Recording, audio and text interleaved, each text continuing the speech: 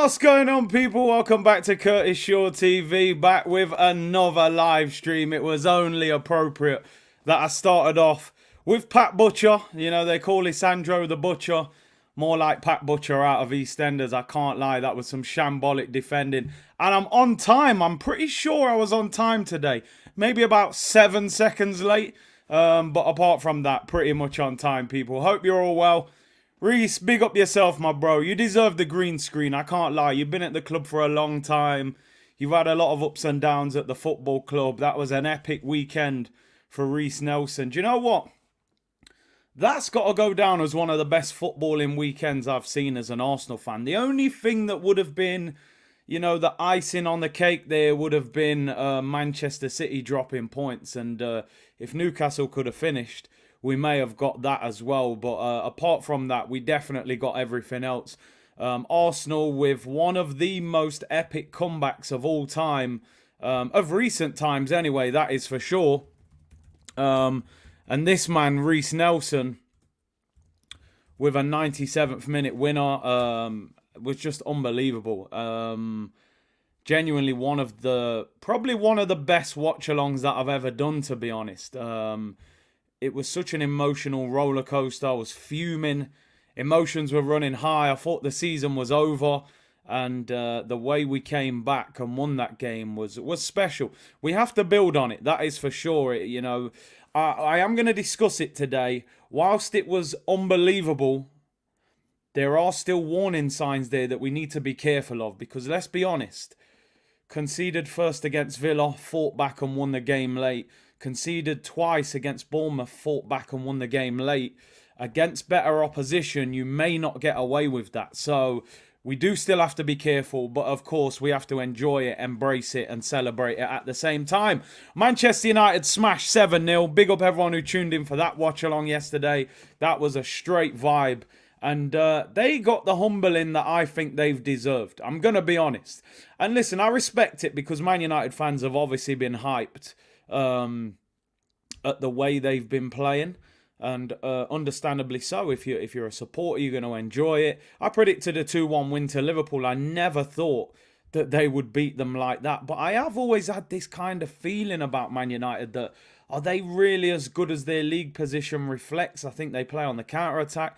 The game is very much reliant on Rashford. You saw it yesterday, Rashford missed chances. Nobody else really stepped up to their plate, and their back four got absolutely, you know, Freddy Kruegered. It was a massacre, people. So, yeah, man. Listen, big up to everyone. Want to say a thank you to the community, of course. Most of you will know, some of you don't. We hit 60k on the weekend. Big up each and every time. The Emirates is officially full on the channel, but don't worry, we will be extending the stadium. And also 100,000 views on the Bournemouth stream on the weekend, which was unbelievable. Over 35,000 views on the Man United Liverpool stream. So I want to say a massive thank you to the community. And onwards and upwards will continue to build. But the channel's nothing without you guys. So big up each and every time. Amari said road to 70k, which means road to 7 up. 7 up settings, people. 7 up settings. Oh, my days. It could be a long week for Man United fans. They've all got really quiet all of a sudden after what happened yesterday. Anyway, we got a couple of things to talk about. One thing that I cannot believe, I don't know what's going off at Arsenal today. One of the most epic comebacks in a while, and no merch on the Monday. And I have to admit, and I said this after the stream, if they'd have dropped merch today, I would have been vulnerable. I would have been in a vulnerable situation today. You know, that win was epic. I'm wearing the French top from a few months ago or weeks ago. But, yeah, if they would have dropped the merch today, I could have been vulnerable. I can't lie. But anyway, there's no merch today. Probably a good thing. Inflation is real. So let's keep it all under wraps. Something that wasn't kept under wraps, people, was Arsenal's celebration. And guess what? We're being investigated and we could be getting fined by the FA. The celebration police are back, people. They're out once again. They hate Arsenal. If we win the title, they'll probably tell us there's no trophies left or no medals were made. The FA are looking into Arsenal's celebrations against Bournemouth after Reece Nelson's winner, after referee Chris Kavanagh reported them. Oh, Chris, I'm so sorry, mate. Was you intimidated because a few of our players ran around and a couple of coaches went on the pitch? It's a 97th minute winner. We are top of the league in a title race. And the referee reports us to the Premier League. Oh, they celebrated too much. They hate us. Not only did you not give us one penalty, not one penalty out of 4 handballs. Not all of them were penalties, I admit. I'm not just going to be a biased Arsenal fan and say every one should have been a pen. No. But at least one of them should have been given. And this clown, Chris Kavanagh, doesn't give us one. VAR doesn't give us one. And then they report us to the FA because we celebrated.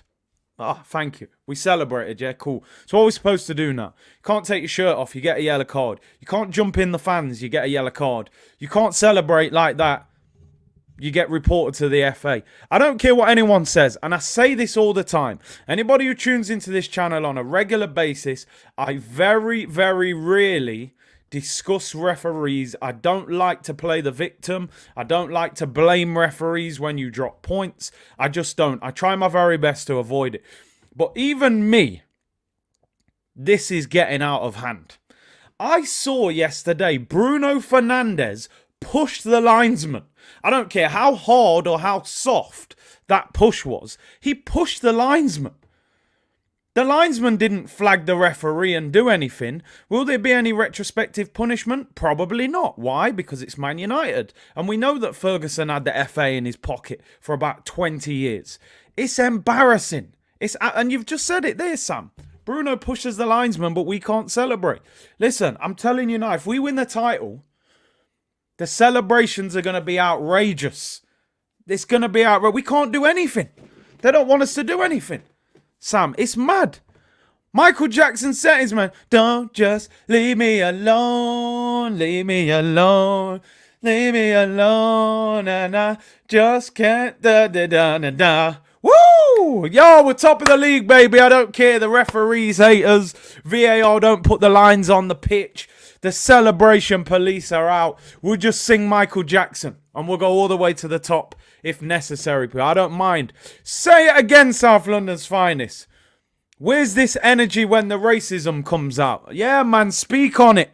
Let's not hide from it. Because when players are racially abused, I don't see fines.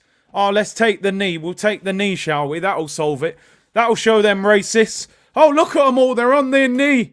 That'll stop all of it. Yes, yes, they're on their knee. That'll stop racism. Speak it. Embarrassing. And I hope we win the league just to shut these clowns up. But anyway, let me not get too carried away. It's only Monday.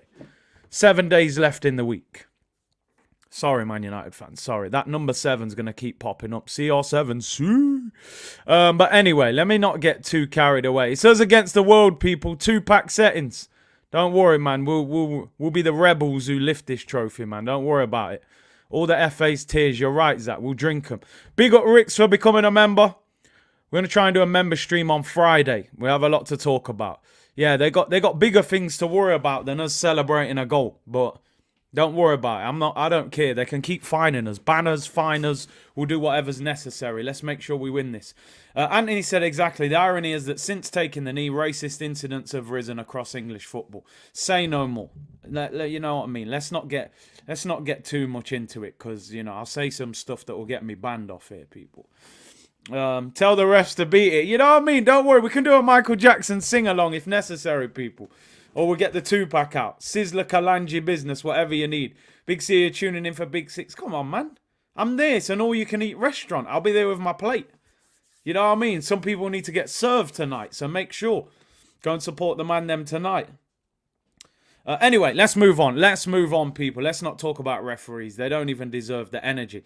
Let's talk about... In fact, let me quickly get this one out of the way before we go over the game. Go over the game against Bournemouth. We got some news this morning about Leandro Trossard. And Simon Collins, who's a good reporter when it comes to Arsenal, said The initial assessment of Leandro Trossard's groin injury is positive. He is likely to miss the Sporting game, but the hope is it's not a serious problem. More assessments today to learn the full extent of the issue. So that's good news. It sounds as if, listen, we're playing in, 3 days' time? Even if he twinged that groin a little bit, you wouldn't risk it. So maybe he'll be available for Fulham at the weekend. Worst case scenario, you would imagine he'll be available for the Sporting Lisbon home game the week after. That's a massive boost. I've read the full report. He said he should definitely be back before the international break. Maybe he will miss a couple of games, but certainly not going to be out for long. So good news for Arsenal. Trossard will not be out for any long period of time, but he will miss the game against Sporting Lisbon on Thursday. Garbo said, I bet you Bruno won't get fined. Corrupt referees in effect. 100%. And I hate doing it. I hate going down this referee moaning thing, but I'm sorry, at times you can't ignore it when this is going on. Mikel Arteta's in the chat. Curtis, sorry if I got you stressed during the game against Bournemouth. I discussed with the lads and thought I should make the game more entertaining by letting them get a couple. Ah, dear me, what a game. Lex said, big up Curtis, just tuned in from San Diego, California. Celebration scenes were epic. Loving the Nelson green screen. Big up yourself, bro. Big up yourself. The celebrations were necessary, you know. We need Bossard fit. We do. We definitely need him back for Fulham. Because I do think that will be a tricky game as well. Anyway, let's move on from this. Let's go back over the game and discuss what, in my opinion, is... I mean, for me, that was one of my... in the end, that was one of my favourite watch-alongs I've ever done on this channel. I got to be honest. It was an emotional roller coaster. And you've seen some from some of the celebrations, man. It was shameless. It was shameless. I did a full 360, man. At one stage, I was meltdown. The season's over. You've bottled it. Your bottle jobs. You've lost to Bournemouth. You don't deserve the league. All of that. For anybody who hasn't seen it, I've just give you the short highlights there. It was all going off. I couldn't get out of my feelings. I was in my feelings. It was like a Drake R&B record. All feelings, people. I was in my feelings. But by the time we scored the winner, I was like, do you know what? Okay. You know, I apologise. I was an emotional wreck there. You know what I mean? But it had to happen. It had to. And it made it all the more sweeter when Reece banged in that goal. I don't know about anybody else, but I've watched that Reece Nelson goal, I would say, at least 50 times. At least 50 times. I think I watched it 20 times in a row as soon as the game finished. I had to watch it. And the commentator on Sky as well was going insane. It was wild. So it was amazing. It was amazing. I can't lie. Your face at 1-0 was priceless. Bro, I was shell-shocked. And not a lot shocks me like that. I was shocked. But I was still calm at 1-0. I still thought we'd win. 2-0, I was like, nah, I'm done. William said, Big C, I spent €300 that night. Jeez. You had a good night there. Clement, emotional scenes for me at my lunch break. Boy, I don't know how you even got through the lunch break. Right, anyway, let's have a quick look over the game. And player ratings. Player ratings, people. And as I said, a win doesn't mean everybody played well, and a defeat doesn't mean everybody played bad. I think sometimes on player ratings, there's this belief that, oh, we won, so everybody gets a high rating. No, there was performances there that weren't good enough. There were some that were very good.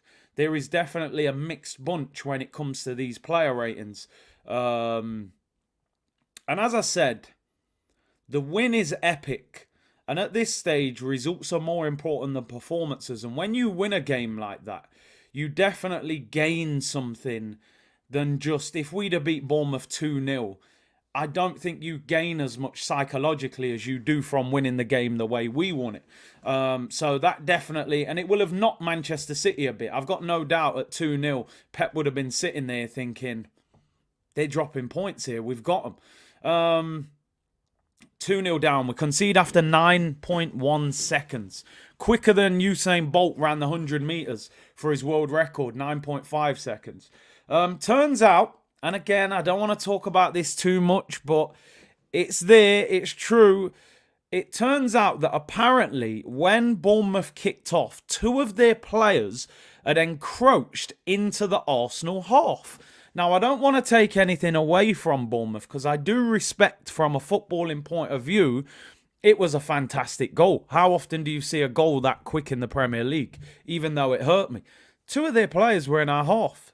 If we lose that game, once again, VAR, and I'm sorry to talk about it again, they never checked it. They didn't see it. The referee after the game on Sky is saying the goal should have been disallowed. Again, if I speak, I'm suspended at least 6 months. So let me just not get too caught up into it. Because, you know, it's wild. That could have cost us the title on Saturday, but we got away with it. The second goal, no excuses for that one, right? I won't make any excuses. The second goal is Thomas Partey's fault, right? The second goal is Thomas Partey's fault. He gets done on the run. He doesn't get in front of the runner. It's a free header, and we're 2-0 down. The first goal, by the way, I think the defending is poor. From, I think Gabriel could have cleared it.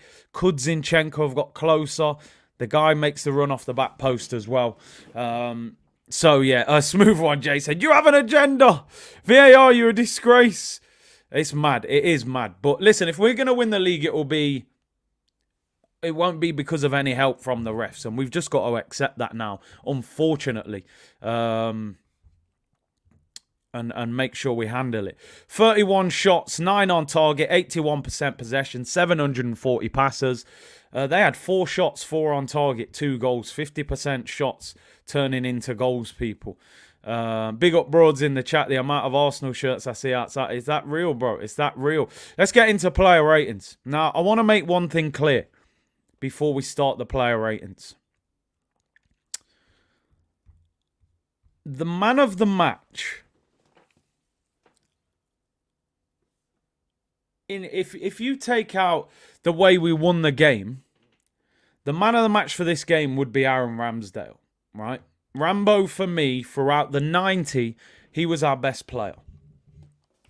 He can't do anything about the goals, so even though we conceded 2, no blame for him. Some of the saves he made in this game, top draw. And I've called him out at times this season. I think he's a quality goalkeeper. I've said at times, is Ramsdale good enough to go into the Champions League?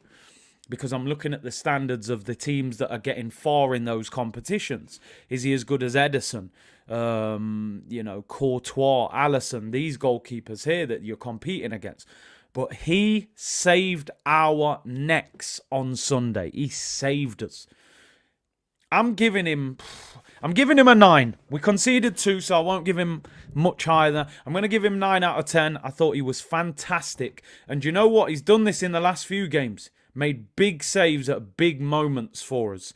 And I've got a lot of respect for his performance. If it wasn't for the dramatic impact of Reece Nelson, Aaron Ramsdale would have been man of the match. So big respect for him. And he's making big saves at defining moments in games. And he's having a very good season for us. And yeah, he deserves his respect. Because, like I said, I have questioned him at times. But 9 out of 10 for Rambo. Absolutely fantastic. Safe hands, great distribution. And the saves were huge. The way he came out and spread himself for that one was massive. Liverpool fan in here, listen, don't worry, man. Yesterday, we was all scouse. Like I said, Brookside, Ron Dixon, Sinbad, Jimmy Corkill, Gerrard, Fowler, Owen, Kenny Dalglish. It was all that, people. So big up to the Scousers, man. You handled business. The back four, Tomiyasu. I would say probably our worst player on the pitch. I say it as it is, people. I'm not here to sugarcoat anything. If you play well, you'll get massive appreciation. If you have a bad game, I'm going to say it. Let's not hide from it. He got down the right-hand side, got to the byline. He was unmarked. We had players in the area. He kicks the floor and scuffs the ball out behind the goal. It's the type of thing you expect to see on a park on a Sunday morning when a guy's been out the night before and drank 10 pints of beer. I was like, what the hell am I watching it? What was going off with Tomiyasu? Now, listen, like I said, I'm not writing him off. I'm not saying he's a bad player. I do think he's struggling due to the fact that he's not playing every week. I think football is so much psychological. Probably 70-80% psychological. The rest is your talent, your hard work and luck. Knowing you're turning up to a game on Saturday and you're starting, psychologically you're a different player to when you're turning up and you think you're on the bench. So I'm going to give him... I don't want to annihilate him, but he was bad. 4. I'm going to give him a 4. I thought he was really poor, if I'm being honest. I didn't like his performance, but it's not the end of him. I'm sure he can bounce back. Maybe he needs more minutes. He'll probably start against Sporting Lisbon on Thursday. Let's go to Zinchenko at left back. I thought he was all right. He wasn't bad. He definitely wasn't bad. The first goal came down his side, but what would I give Zinchenko? I mean, I love the celebrations. He got on the ball. Probably a 6. Probably a 6 for Zinny. I can't remember him doing much amazing. He didn't set up any of the goals, I don't think. He was all right. 6.5. We'll give him a 6.5. I'll be honest, I didn't watch the whole game back. I watched the extended highlights. So I'm freestyling again here, people. 7 was solid. 6.5. Midfield dependent. 6 seems fair. Zinchenko. Now, that's a good point. There was a point where he gave the ball away and they hit us on the break. And we showed that picture last week against Everton where we showed the overload, and I said when he gets in this position in midfield, if he gives the ball away, we're in trouble. And he didn't that day. He gave the ball to Saka and we scored. This day he gave the ball. I'm going to give him a 6.5. Zinny is a natural leader. When was the last time we had such an influencer? People saying 7. He needs to start in more games. I think you're talking about Tomiyasu. Tommy was good on midfield dependent, 6.5. Let's go to the 2 centre-backs. Let's start with Saliba. Again, I don't know what to make too much of the 2 centre-backs. I'll be honest, I didn't watch the whole game back. He took the shot that led to the corner that got us the goal. All right, I change it. I'm giving him a 7. We're in a good mood. 7 is the number today anyway. So we itch him up from a 6.5 to a 7 because 7 is a number that really hurts Man United fans on this beautiful Monday afternoon, people. Saliba and Gabriel, I thought, were similar. I'm almost inclined to give them both the same rating. I think the first goal can be cut out. You know, Gabriel goes to clear it, doesn't make great connection. The guy runs off the shoulder of Saliba. I'd probably give him maybe a 6.5 for both, maybe. People saying Gabriel was slightly better. 7 for both. I don't think they can be marked that high. I got to be honest. I thought that first goal was poor defending. Probably a 6.5 I'd give them. I got to be honest. 7 for both. 6.5. People saying Gabriel was slightly better. I think that first goal he could have done better. I've got to be honest. Natalia says 6.5. Anthony says 7. 7 Up. Yeah, we love 7 Up today. And I don't like promoting fizzy drinks. They're not good for you. But yeah, man. Gabriel fought for the first goal. How did he not get that? Yeah, I thought, man, it seemed to hit his leg. If he's more alert, maybe he was still, not warmed up, man. 9 seconds into the game. Big up Hakeem. Gonarola said Zinchenko was at fault for the first goal. Love him, but defensively can be a liability.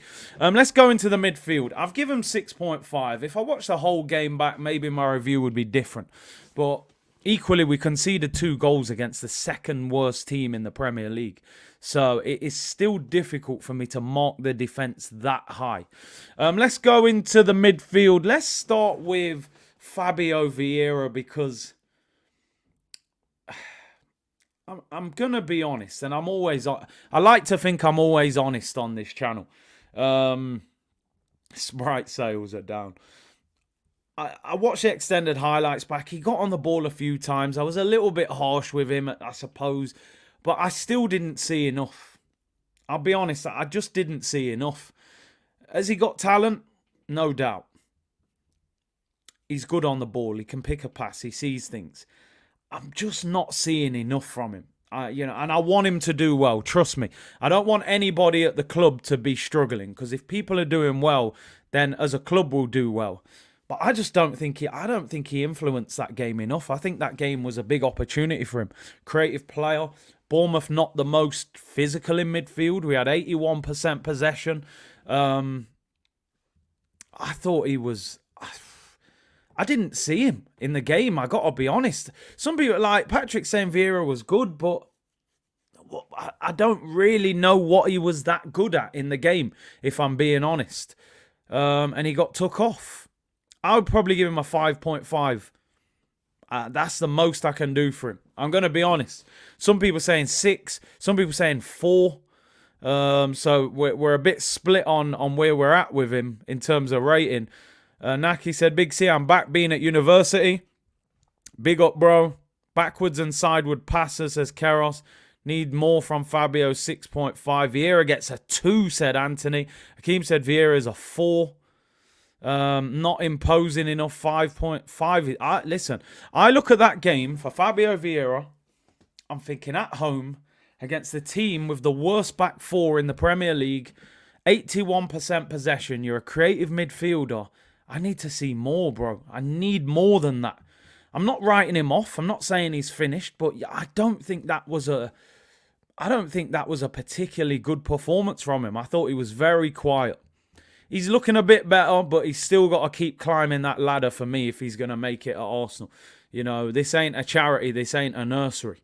You know, you're not here for a play group. You're here to take this club up to the next level. So we need to get him some hard food, man. He needs some yam and dumpling and banana, man. I'm telling you, and some nourishment. We need to get him a gym pass. Some people saying 6 wasn't that bad, but I thought he was not influential enough in the game. Let's go with Martin Odegaard. Do you know what? Again, Martin Odegaard for me at times in the first half was frustrating because he wasn't shooting sometimes, having too many touches. But the difference with Odegaard and with Vieira is I have so much more respect for a player that says, give me the ball, give me it. Odegaard is a brave footballer in the sense that he's prepared to try and make something happen. And I will always respect a creative player that plays like that more than one that's quiet. And Odegaard was probing, he never stopped working. He put the corner in that led to the goal, even though it was headed away. I don't think it was his best performance. I think his shooting was off. But he was our captain. I saw the celebration. He was laying on his back at the end of the game. So I'm still going to give him a 7. Just because Man United lost 7-0. But I'm going to give him the 7. I respect the willingness to try and make something happen. He shot a bit more in the second half, put crosses in, he tried to play the pass. I'm giving him a 7. 7! He actually wasn't great, and I think I'm being a bit kind with a 7. It could have been a 6.5, but I'm going to give him the 7, just because they lost 7-0, and I love that number at the moment. Thomas Partey, for me, the general. Got the goal that started the comeback, was influential in the performance. I thought he was our best midfielder of the 3, if I'm being honest. The only thing that knocks his performance down a little bit is he lost the guy who scored the second goal. And that was his fault. Like, Safa's giving him a 10, but it's not a 10. He cost us that second goal. It's a simple run across the box. He's behind him. He flicks it in and scores. So I thought second half he was fantastic. First half he was... we were all a little bit meaty, I thought. But I'm going to give him an 8 because I thought he drove us over the finish line. He was a bit shabby at times. Some of his passing was not good. But you know what? It's very difficult when you're having a bad game to turn it around. Sometimes your head's gone. I'm having a bad game and it's just going to get worse. He wasn't that good in the first half. Second half, he dragged us. He was the midfielder that said, come on. He got that goal, you know what I mean, dedicated it to Christian Atsu. I felt like he helped us get over the finish line. His crossfield passing was fantastic. And he got a goal. And goals win games and goals put performances up. At the end of the day. So I'm giving it him. I don't actually think he was an amazing performance from him. I think we could have easily given him a 7. But there's enough 7s in Manchester this morning. But for the goal, I itch him up a little bit to the 8. But definitely wasn't his best performance on the ball in the first half. Let's go to the front three. Let's start with Saka.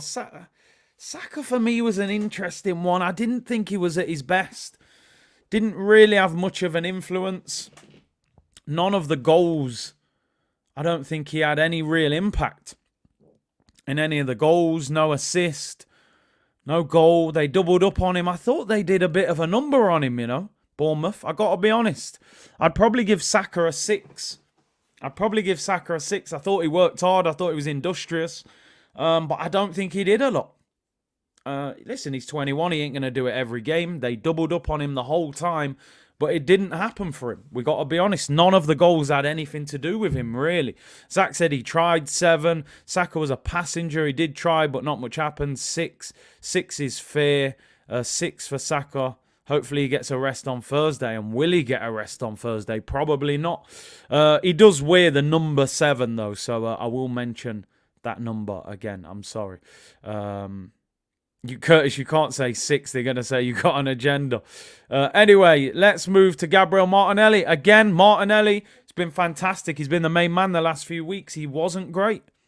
I thought he was predictable. Interesting here, Viju said, yo, see, like you mentioned on the match day, that Saka was becoming a little bit too predictable. And I thought Martinelli was a bit predictable as well. All I see is 7. I'm telling you. Every number looks like a 7 to me today, people. See!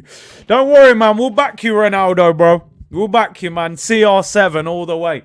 Every number just looks like a 7 to me now. I'm going dizzy just looking at the numbers. Martinelli, I thought was poor. I would probably... I'd give him a 5.5, the same as Fabio Vieira. He didn't do anything, really. Didn't really do anything. I'm surprised he played 90. I think if Trossard wouldn't have come off, he would have come off. So, yeah, man, I thought Martinelli was pretty lackluster in this game. Didn't get at their right back much at all. Missed a great chance, but we didn't have enough service, people saying. CR7 caused it. Martinelli was wasteful. Let's go to Trossard. Listen, almost scored doesn't get you high ratings, bro. I ain't interested in almost scored. You need to score. Maybe some people saying 5, some people saying 6. We'll give him a 5.5. Trossard came off early, so hard to rate him. He looked decent before he came off. Yeah, tomorrow is March the 7th. I'm sorry, I can't. I don't know what to do today, people. I'm in 7th heaven, 7 days of the week, 7 wonders of the world. I don't know if there is. Is there 7 wonders of the world? I think there is, but there's just 7s all over the place. I can't stop seeing 7s. See! 7-0, that man lost 7-0, bro. I can't cope. Oh, Ronaldo, CR7, man. Jesus. What happened to that quad, by the way? I just wanted to quickly ask. I know we're going off topic, but are they still winning that quad? Someone let me know. Man United winning the quad? I don't know. Might have pulled their quad muscle today, but how about that quad, man? 7 dwarfs. I think one of them was playing centre-back for Man United yesterday. The Butcher. But I'm sorry. I can't stop seeing 7s. I can see 7s all over the place. But anyway, let's get back to the player ratings. 7 continents of the world. Who came off the bench? See, my preparation. Oh, Benny Blanco. Benjamin. That's what I'm talking about. What a time to score your first goal for the club. I'm giving him high ratings. I'm giving Benny Blanco. What am I giving Benny Blanco? Not a 7. He deserves more than that. I'm giving him 8.5. Come off the bench and scored a goal, man. First goal for the club. 8.5 for Benny Blanco.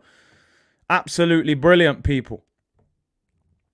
Benny Blanco comes off the bench, scores his first goal, equaliser, bang. Top quality. Good finish as well for a right back. Volleys it into the ground, side foot. Brilliant goal. Benny Blanco, 8.5. Craig David, 7 day. Monday, looking for a drink on Tuesday. We won't go into detail, but it's a big tune, by the way. Big tune. Emil Smith-Rowe. I have to say with Emil, doesn't look fit. Doesn't look fit to me. Came off. He wasn't injured, I don't think. I think the plan was for him to probably come on last 20 minutes. He ends up coming on after 22 minutes. And then Reece Nelson came back on in the 70th minute. So, what? He's played maybe 45, 50 minutes there. One thing I will give him credit for, because I don't think he played great, but he got a vital assist. So, I'm going to give him a... Let's give him a 7. Why not, people? Let's give him a 7. Good header. Gets the ball over the defender's head. Straight to Partey. Bang. But he doesn't look fit. Does not look fit. He looks a long way off it, by the way. I asked him if he was fit in July. He still don't look fit, but I think they're going to have to really take their time with him to get him fully fit, man. I don't think he's going to be starting for Arsenal for the foreseeable future. I've got to be honest. Yeah, he limped off, but then I saw him running to celebrate with the players. So surely, if he's injured, you know, he's not going to be running like... It wasn't a great performance. Doesn't look match fit yet. I think it's going to take a while for Smith-Rowe to get fully ready and be back to his best. Who else came on? Xhaka came on for 5 minutes. Standard 6. Wasn't in the game that much, really. And, you know, there's only one guy to finish with. And that is man like Reece Bomber-ass Clark Nelson. What more can I say? What more can I say?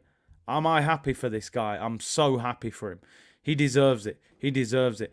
Assassin, by the way, has just put in the comments that that rat-face Master Splinter Bruno Fernandes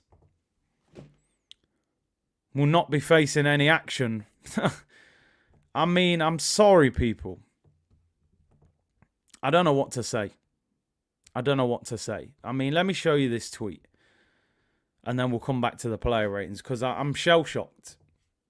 How can they get away with this? Look at this nonsense.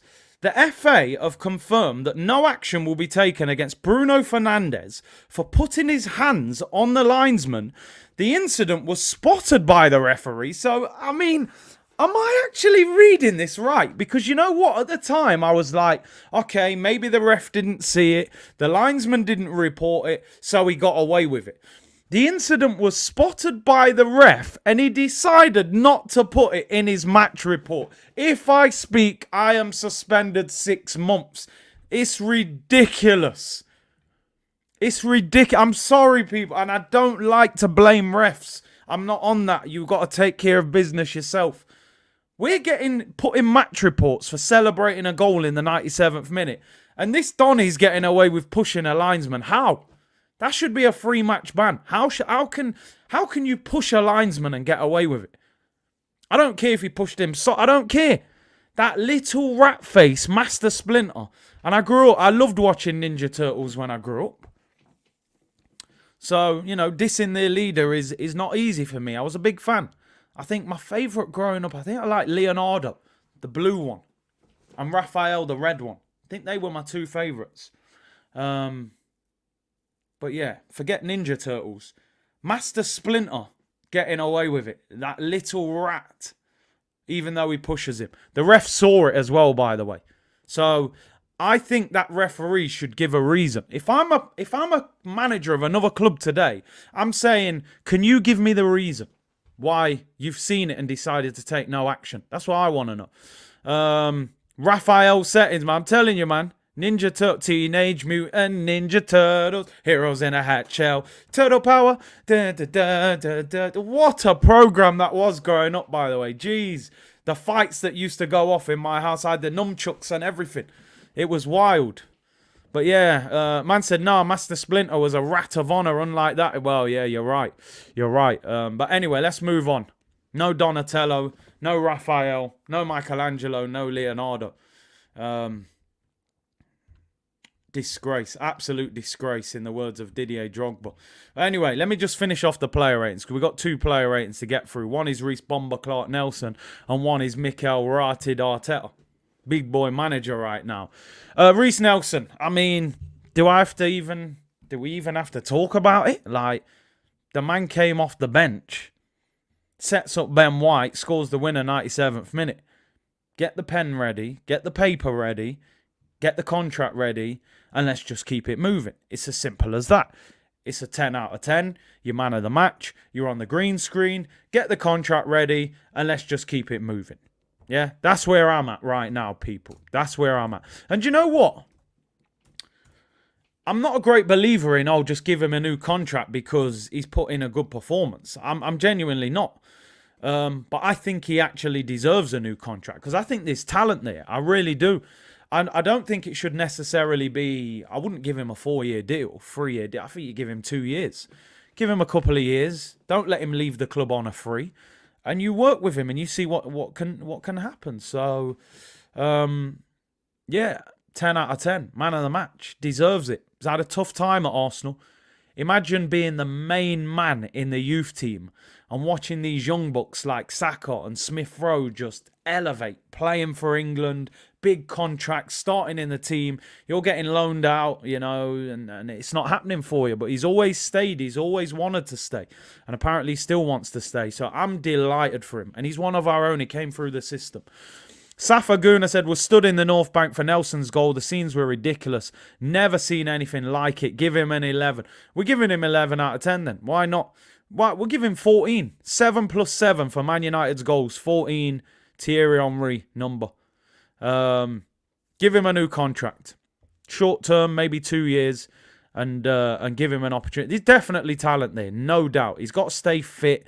You see, what I liked about him when he came on, he's direct, he's sharp, he cuts back quick, gets crosses in.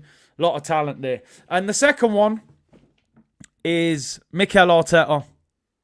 And Mikel Arteta, we've had some serious problems over the years. We've had some real issues, Mikel. But we're working out our differences. The My Manager tweet in capitals, it's in the drafts. I'm going to drop it on the right day. We've still got some big games to overcome, so I won't drop it yet. But I'm giving Mikel Arteta. I'm giving Mikel Arteta 10 out of 10. I'm giving him 10 out of 10. And I don't do this often, so clip it. The agenda merchants, clip it. The reason I'm giving him a 10 is for a couple of reasons, right?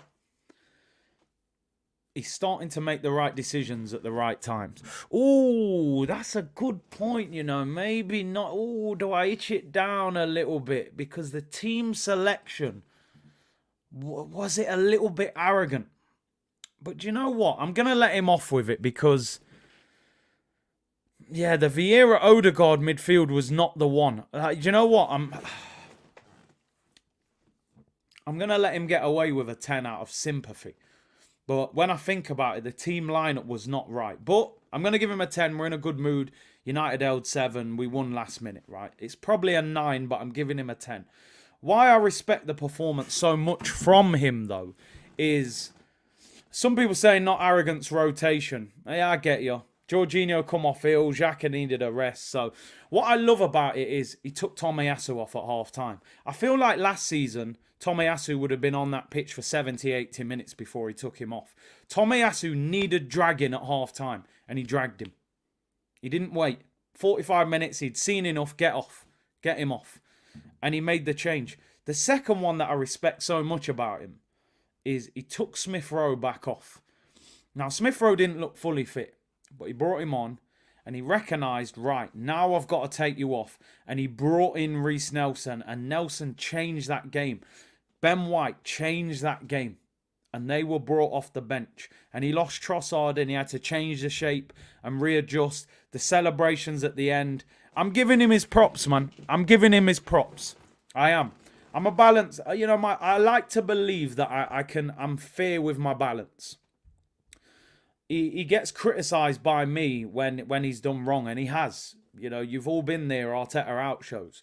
But I'm going to praise the brother when it's going right. I respect him. I do respect him, honestly, because he's learning, he's improving. He's passionate. I love the celebration. Don't worry if they want to report us. You know, we'll move on. We'll still win in spite of that. So, yeah, listen, was the team selection perfect? He would argue we've got a big game on Thursday. I would imagine he's going to go with a strong team on Thursday, and that's why he's probably decided to rotate. I think the Vieira and Odegaard as two number 8s didn't work, if I'm being honest. But Xhaka probably needed the rest, and Jorginho had been ill, so I'll give him the benefit of the doubt. I'm giving Mikel a 10 out of 10, right? So, people, clip that Ross. I'm giving him his props. So, Arteta has learnt to be ruthless, says King. You're right. Javari said, side note, got to big up the Arsenal women's team. Big up to them. They won the cup yesterday. Well done. Trophies, man. Trophies in the cabinet. That's what it's all about. So, yeah, there's the player ratings, people. Mikel Arteta, definitely earning his stripes, improving, moving us forward. As I would say, the only thing that I would say to add balance to that game is we do have to start cutting out sloppy goals that we're conceding. If you look at the Villa game, Zinchenko gives the ball away. They punish us and score. We concede a goal after 9 seconds. Should never happen. I don't care if they work the ball well. It should not happen, right? And we rode our luck. We did ride our luck. At the end of the day, we scored 50-odd seconds after the 6 minutes were up. Now, funnily enough, the time wasting that they were doing, the referee said was why he added 1 more minute on. So, you know, when you're doing well, you tend to get luck, but you can't rely on luck all the time. When you're playing Bournemouth at home, you don't want to have to win the game like that. Even though we really enjoyed it and it was brilliant, we have to make sure that we control situations better. You look at Liverpool yesterday at Anfield. We've got to go to Anfield. We've got to go to Manchester City. We've got to go to Newcastle. These teams will punish us and we won't get back into it against teams like Liverpool and Man City. So we've got to tidy up a little bit defensively. We can't give away sloppy goals like that. But apart from that, I love the spirit. I love the togetherness. I love the celebration. Even though the FA want to fine us for it, let's keep building. We go again on Wednesday. European competition is very important to me. I want us to win. I want us to really try and win the Europa League as well. Yasser said, Curtis, he said his son is deaf and can't hear. We went to the Emirates on Saturday and it was emotional. Listen, football is a powerful... It's a powerful thing. It's so powerful. It draws so many emotions out of you. And listen, you being there with your son and his hearing not being good and you know, the emotion, and I'm sure he would have felt the atmosphere, and, you know, it's unbelievable. It's unbelievable, honestly. Football, very powerful tool it is, man. It brings people together. Sadiq said my prediction was 5-0. We can't be playing like that against. But listen, I predicted 5-0. I predicted a 5-0, and I honestly thought we were going to beat them like that. After beating Everton 4-0, I thought, well, Bournemouth are worse than them. We'll beat them 5. Football doesn't work like that. We know that, but we just got to tidy up a little bit, and you can't let teams build up a bit of steam into the game. You know, you've got to do the job early. So many grown men crying on Saturday. Listen, there were so many people in the comments who were saying, listen, they're genuinely in tears after the game. And that's how powerful it is. And don't forget, people, I will be on Talk is Cheap at 5 o'clock, by the way. So make sure you tune in for that. Me and Laurie, that'll be a good show as well. And we will be doing some Champions League watch-alongs this week as well. Right, football, the only universal language. You're right. Prince of Peace said, this game or Welbeck? I'm going to go this game. I did go to the Welbeck game, and it was incredible. There was still... We were good then, you know, but there was still question marks over us, you know, with Giroud up front, and we knew that he had spells where he didn't score. I'm going to go for this one. I think there's a different belief about this team than there was about that team. Tarb said, I cried. Listen, man, cry along settings, people. People were crying. I respect it. Anyway, couple more bits to talk about. I'm just going to quickly look at the league table, because why would I not do a stream without looking at the league table? The form looks a much better sight now, people. After that Man City defeat, 4 consecutive wins. City have won 4 of their last 5. So the 2 big teams are starting to kick into gear, right? And this is what needs to happen. You need to start putting runs together now if you're going to win the title. We've seen it in previous years with Manchester City, where they've won 10, 11, 12 games in a row to win a title. And they're the levels that may have to be reached. Now, I've said it many times, and I'm saying it again. I'm saying it because I'm trying to speak it into existence as well. Saturday, 5:30, Crystal Palace against Manchester City from Selhurst Park. Zaha's back, Patrick Vieira. Surely it's written in the stars that they are dropping points in that game. I will be doing a watch along. And I do expect that's going to be a tough game. Listen, Palace have been very unpredictable this season. They could go there and just roll them over. But I'm clinging to it. And I think, we're going to do the watch along. Zaha FC, I'm speaking it into existence. Even a draw would be good. So make sure you tune in for that watch along.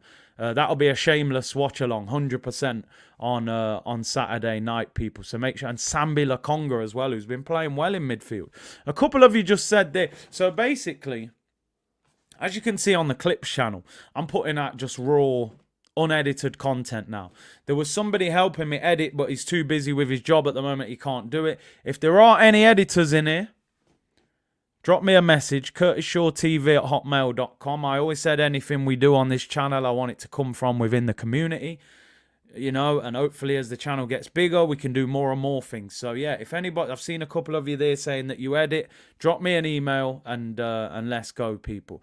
Anyway, Arsenal, big week for the Gunners again. As quickly as you win a game and you celebrate, the next one is round the corner.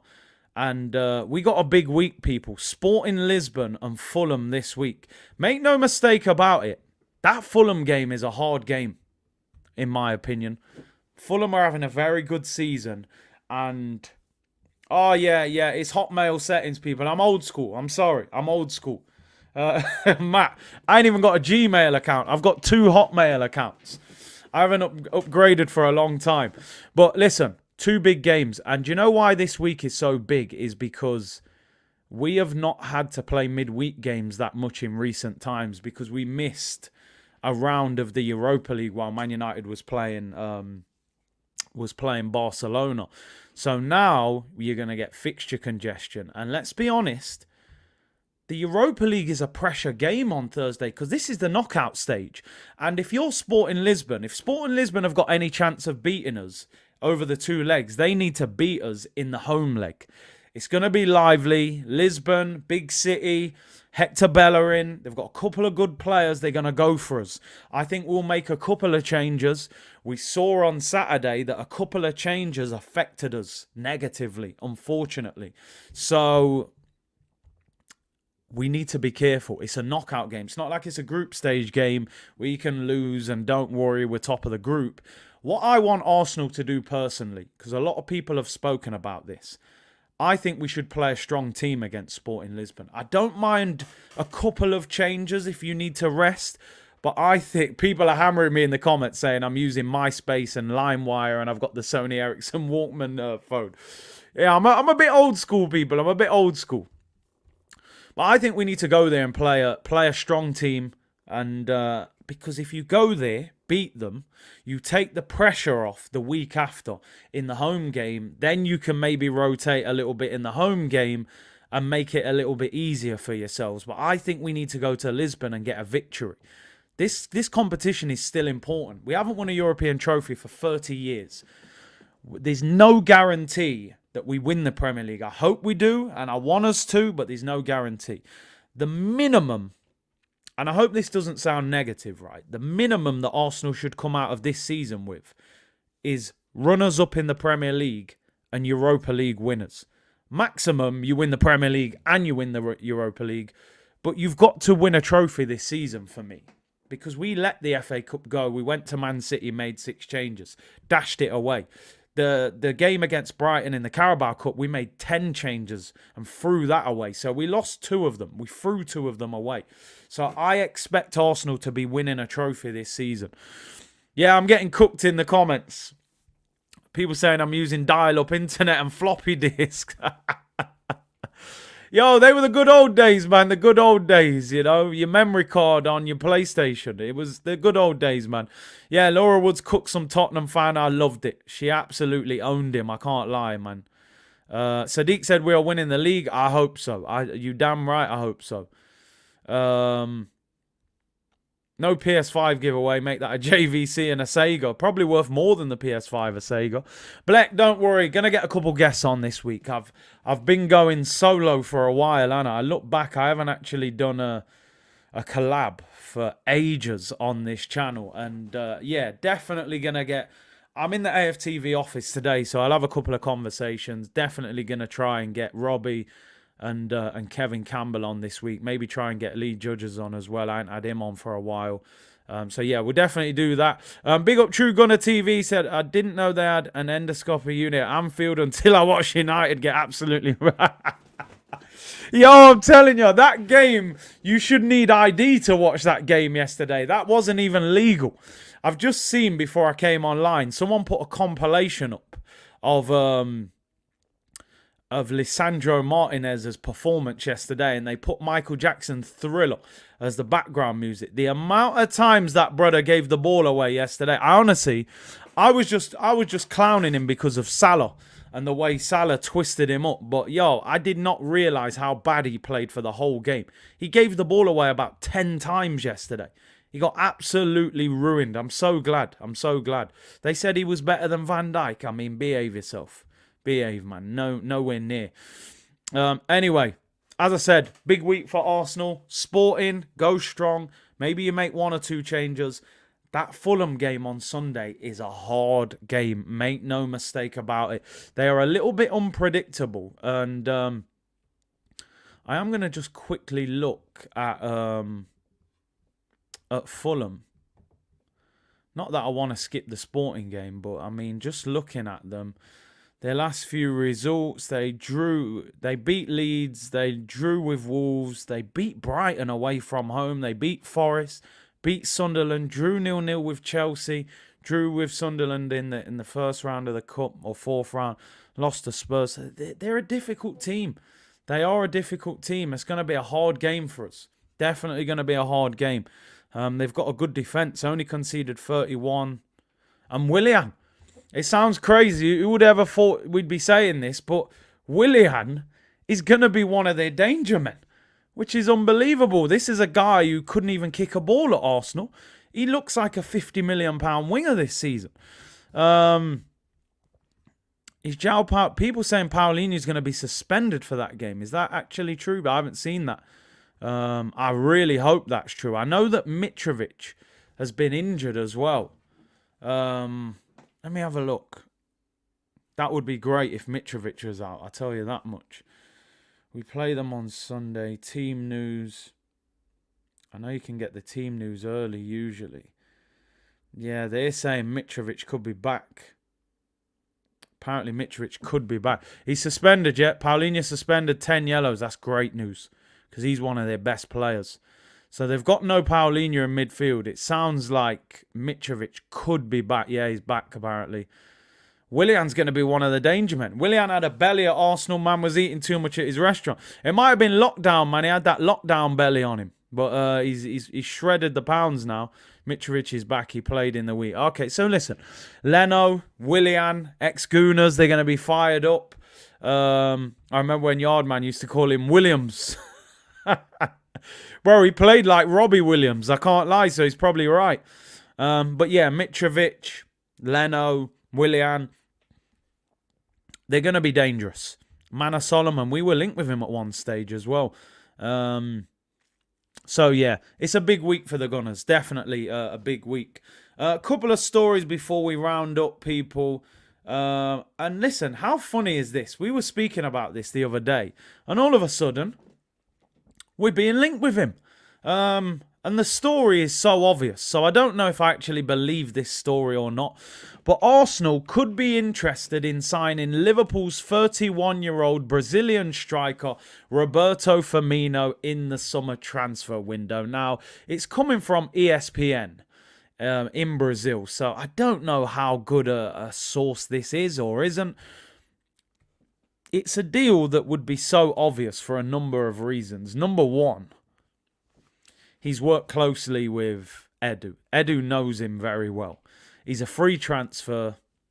It's a deal that Arsenal will be all over in that sense. Came on and scored yesterday. I think he's a good player. I've got to be honest. But I just think we should go in a different direction in terms of the striker. I'd rather get somebody a little bit younger with a little bit more physical presence. I think he's a very good player still. But I just don't think he's the answer. The problem is, we know that Arsenal are cheap. At times, they're cheap. And can you imagine Edu would probably be hyping him up, saying, yo, what a player to get on a free transfer. And he would actually probably suit our style of play. But I just think we should go in another direction now. I think he ends up in Italy in a slower league. He's 31, he's 32 this year. He's on 180 grand a week. So me saying no is not based on his talent. I still think he's a fantastic player. I just think he's probably at the end of that story in the Premier League. He's Liverpool. He's really ingrained in Liverpool. I kind of feel like we need to bring someone else in and create our own history. So I think he's a fantastic player. But I think he ends up going to Italy or maybe to Spain. He's been linked with Barcelona, Inter Milan, Juventus as well. Apparently clubs in Saudi are interested in him as well. So for me, it's Roberto. For me, no. I'm sorry, it's a dad joke. I'm getting older, people. I'm here all week. 7 days. I had to mention 7 again because they won 7-0 yesterday. The email is curtisshawtv@hotmail.com. We're old school people. Hotmail settings. If you can edit, drop me a message and we can work. Anthony said, free transfer, Brazilian, based in England. Edu is all over that like it's a barbecue. Oh, or his daughter. Oh, my days. Or his daughter's feet. Listen, and that's the worry for me. I don't think we should buy him, but I can imagine us buying him. That's more my issue. Edu will be singing his praises of how good a player he is, and he's a free. You know, he'll be saying, right, if we get him on a free, we can save that money and spend more money on, you know, he's Brazilian, he speaks Portuguese, it is what it is. It ticks a lot of boxes for Arsenal. So, listen, I don't think it will happen. I personally think Firmino would reject Arsenal because everything that I've read is that Firmino is leaving Liverpool because he wanted guarantees of first-team football. They've signed Darwin Núñez and Gakpo. They've also got Jota. They can't guarantee that he will start for them.